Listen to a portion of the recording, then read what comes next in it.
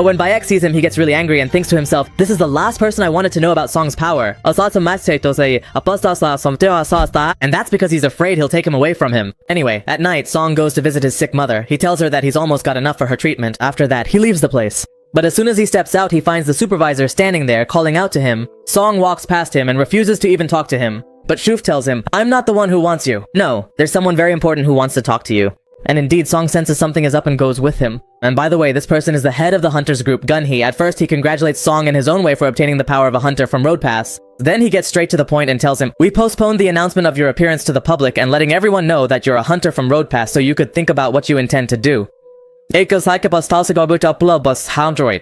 this country, it's the hunters who rule, not the government. Amidst the presence of 5 guilds, each of which has a hunter from Road Pass. If you join any one of them, it will disrupt this balance of power, and whichever guild you join will become the strongest and will claim all the glory. And that's why, as the head of the hunters group, I want you to join our guild so we can maintain the balance of power. And in return, we'll grant you complete freedom, a generous amount of money, and we'll compensate you for any offer you get from another guild. At that moment, Sung is weighing it in his mind, thinking, if I join the association, I'll gain the respect and trust of all the hunters, and also the money. But unfortunately, I have to refuse your offer.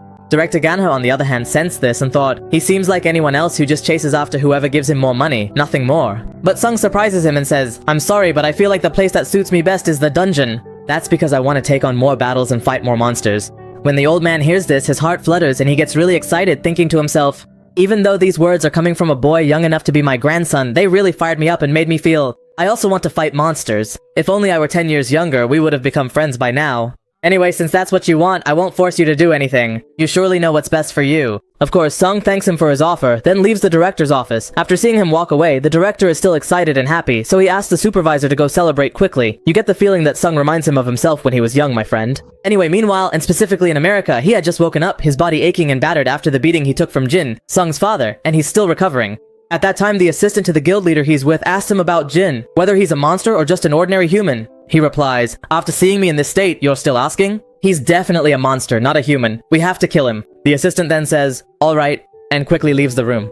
And as soon as the assistant leaves, Inji remembers the humiliation he suffered at Jin's hands. He gets really angry and thinks to himself, I have to become stronger, use a third tool, and finish off that dog. I won't forgive him. He was at the peak of his anger, my friend. Now let's go to Sungjo, who was sitting around bored, unable to find anything to do, scrolling through the internet, looking for any job with a decent reward to take on until his new license comes out, but he still can't find anything. But then a mining mission in the second Nard dungeon with the Choi Guild catches his eye. And of course the guy goes for it because he wants to try killing monsters without anyone seeing him, or at least just to entertain himself, and that's it. So he gets dressed and heads over there. And what happens with the mining team, my friend, is that at first the guild leader goes in with the main team, they take out the monsters and leave the cave boss alive so the cave doesn't close. Just that. After that, the mining team comes in, collects all the gems, and finally they all leave. Indeed, the guild master activates his power and unleashes a fire spell that sweeps through the place, wiping out all the monsters in seconds. After that, they leave the area. Of course, he was standing outside waiting for them to finish, and he was very excited. As he stands there, he sees the guildmaster's team coming out and notices their strength. He realizes that she is also S rank, and her power seems immense. The girl also senses an energy and looks over at him, but he quickly changes his position and she doesn't see where he went.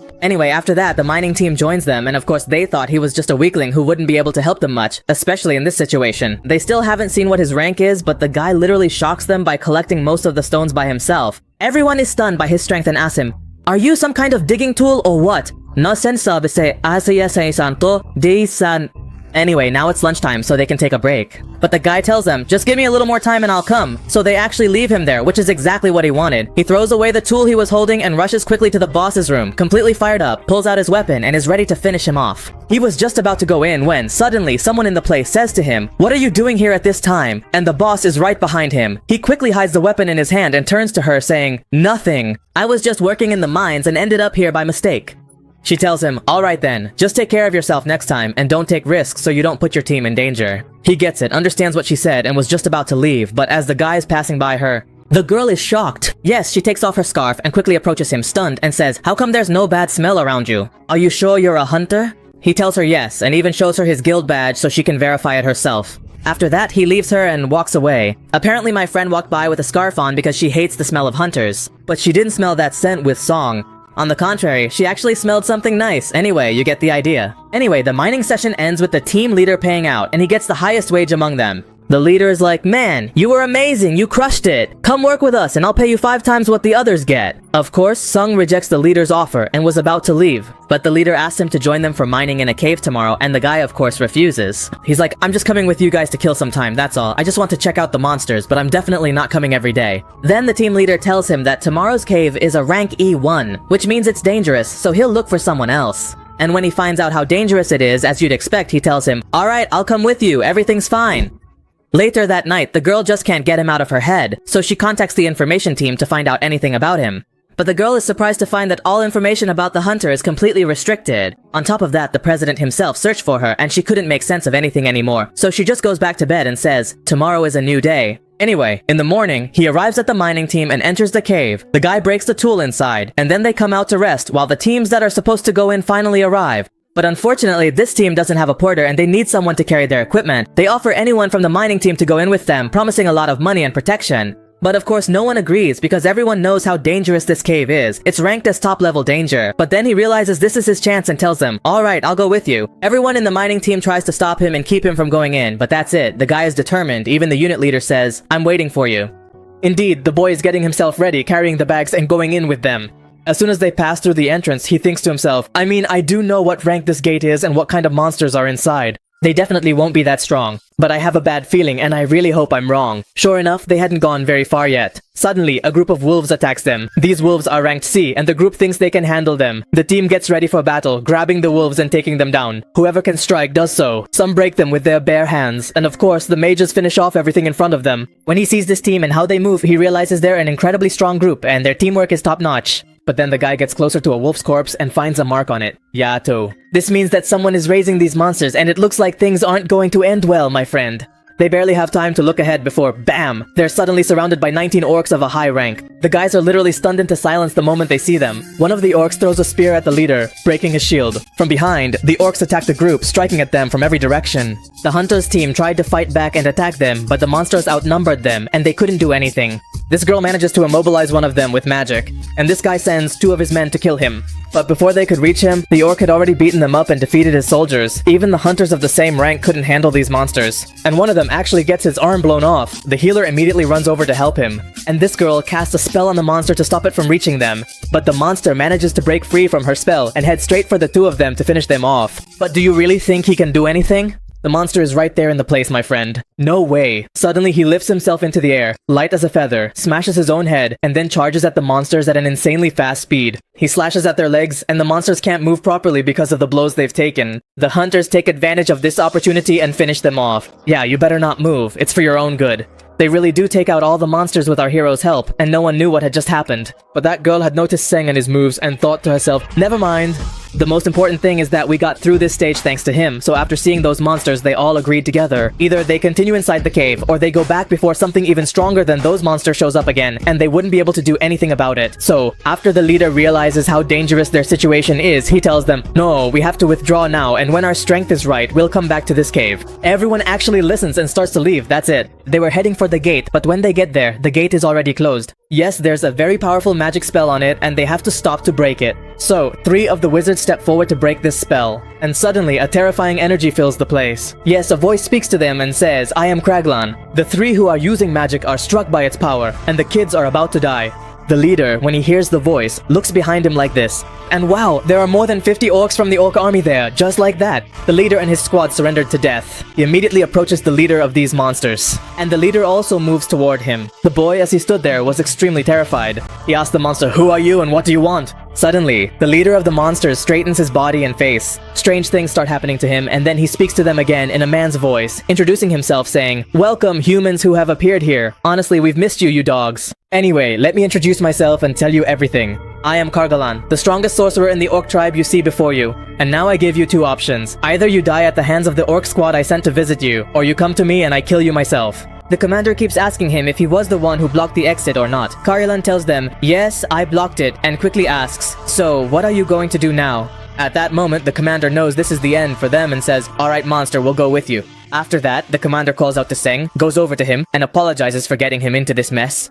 He tells him, when we go in to face the monster leader, we'll attack him with all our strength. That will definitely create a gap in the monster's defenses, and you'll be able to escape as soon as you get out of here. Immediately inform the hunter team about the danger of the gate so they can send us reinforcements. Then Seng says to the commander, but if you do that, you'll die. Why would you do something like this? The commander then says to him, because as hunters, it's not our job to come back alive from the dungeons. Our job is to save people. Then he looks at all the members of his team and finds that they all agree with what he said. That girl also gives Sung her last will. The whole atmosphere turns to sadness. At that moment, Sung takes the girl's will and thinks to himself, I'll keep it with me for now.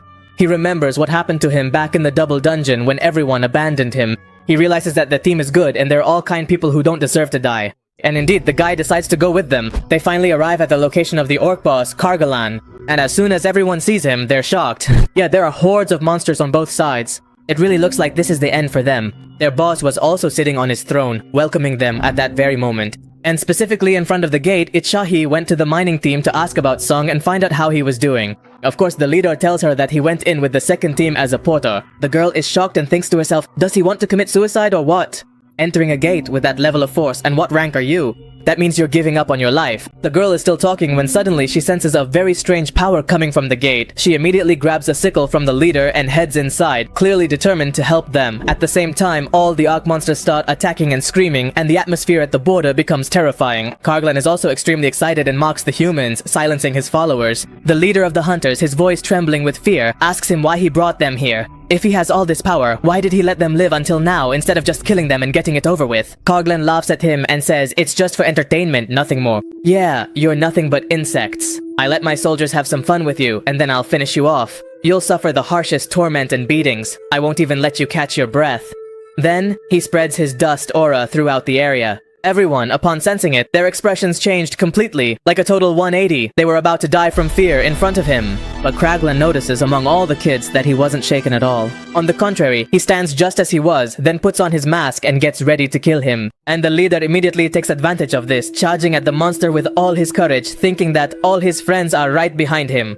But the kids were so terrified they couldn't move, not a single one of them. So now he's charging in alone and the monster puts up a protective barrier and blocks his attack. Then, the monster controls his body with gravity, lifts him high into the air, then slams him back down at incredible speed, smashing his face into the ground. All the kids are just watching their leader with his face smashed in, unable to do anything or help him. The monster keeps beating him up and humiliating him, and that's it. The guy can't take it anymore. He's lifted up one last time and is about to be finished off. And suddenly the monster is right there in the spot. Yeah, that's it, the tough guy says to the leader as he stands on the ground. I know this cave belongs to your guild, the Grilling Guild. But right now, if I let you in, all these monsters will kill you and I won't be able to protect you. And that's why I'm gonna ask you just one question. Do you want me to kill all the monsters in this area? Here, the leader, of course, after seeing the amount of confidence and strength he had, still couldn't believe it. He was still hesitant to say anything to him.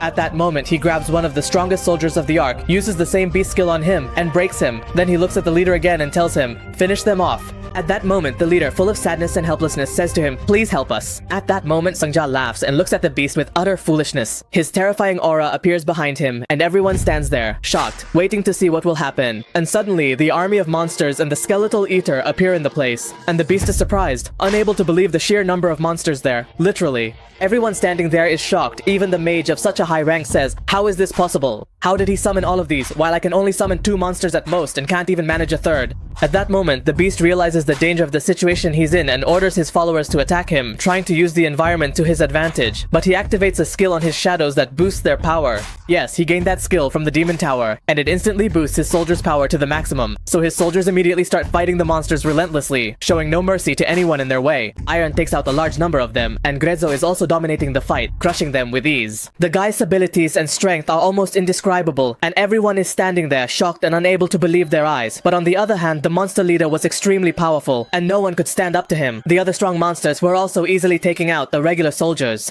and this was rapidly draining their energy. The monster also knew that his energy would run out, and that's why he said to him, show me what you'll do after that. And show me what you can do to me after your energy runs out right before my eyes. At that moment, he uses his shop and gets an energy drink, drinks it right there, and laughs at the monster saying, you said my energy would run out, I'll show you now what my real power is. And suddenly, all the Ark soldiers who had died come back to life. Yes, Sungjai took control of all the monsters that had been killed, and now they've become his followers, ready to help him kill the monster. And after seeing that power, he was frozen in place. How could a mere human possess such strength? This is the power of a king. I don't understand anything.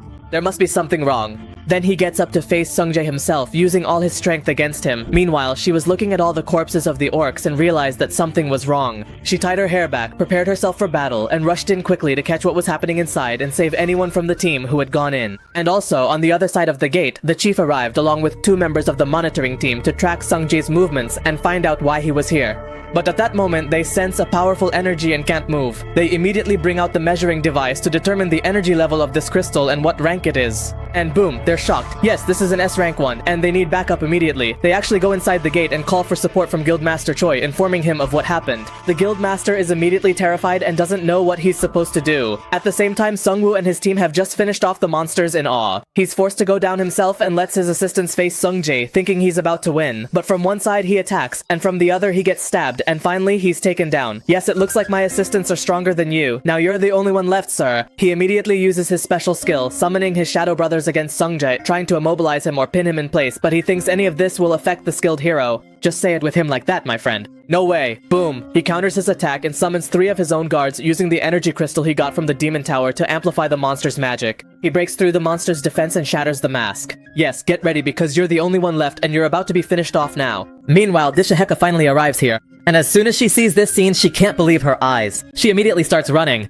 She asks the kids what's going on, but they themselves don't understand anything. They have no idea what's happening at all. Anyway, at that moment, Karkani gets really angry and transforms his giant body. He breathes out a huge fire from his mouth that literally fills the place. It crashes down on all the soldiers, and another wave of fire wipes out everything as well. He thinks he's so tough now and that no one can defeat him. But boom, at an insane speed, injures his eyes. He tells him, as long as your body is this big, do you really think you can do anything, you idiot? After that, the guy gets close and attacks with daggers, but they have no effect on him. Yeah, something needs to restrain him, and everyone should attack him together so he can be killed. The guy immediately uses the ruler's hand skill and cuts that chain. Then he flies at the monster that activated it, and boom, he slams it to the ground.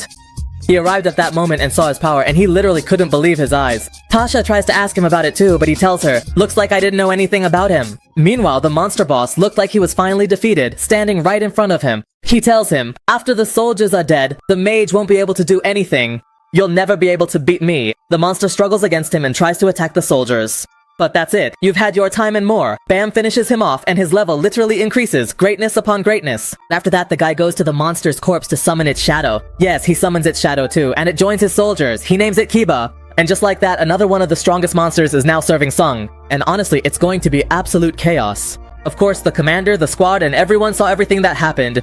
And as long as he was lost in the fight, he didn't notice anything else. The guys are still about to ask him. But then Hoba steps in and stops them, telling them, unfortunately, information about Sung is highly classified and they can't know anything. So, they're about to leave the place. But the squad leader who got knocked out finally wakes up, bows his head to Sung, and thanks him for saving his life and the lives of all his friends here. He tells him, if it weren't for you, or your help to us, we'd all be dead by now. Thank you for everything you did, hero. Everyone else bows their heads too, agreeing with what he said, and the guy's really happy. Finally, he hands over that girl's keepsake again, and then they all leave the cave. Of course, she was really flustered after seeing his strength, and because, well, he saw her with that sickle.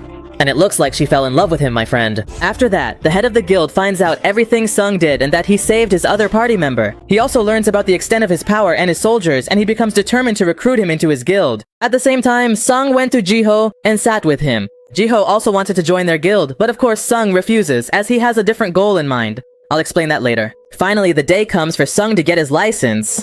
And whether by luck or coincidence, one of the celebrities was also there to take the test. The guy also thought he was a big shot, acting like, hey, I'm Rude Boy, and believed no one could match him. He was sitting there while all the journalists filled the place, celebrating the birth of a new hero. But the sad thing is, he doesn't know that today isn't his day. No, today is Sung's day. Anyway, while the press was standing around, they saw Baek and Choi arrive at the scene. Yeah, they were surprised to see them there and started wondering. They thought Baek and Choi came to recruit for their own union, but the two of them said, no, we're here for a different reason. Yes, they actually came to try to recruit for their own union, and it looks like the competition over him isn't going to calm down anytime soon. Song finally arrives at the place and sees journalists everywhere, not really understanding where he is today or why they're all there. But then the guy finally comes out in front of the crowd, starts talking, showing off, and gives them a speech to let them know just how great he is and that there's no one else like him. He was just about to continue his speech. Excuse me, let me through please, I have an evaluation today. The guards get annoyed and try to stop Sung from entering, wanting him to leave. They were about to argue even more, but suddenly the manager himself steps in and welcomes him so he can come in.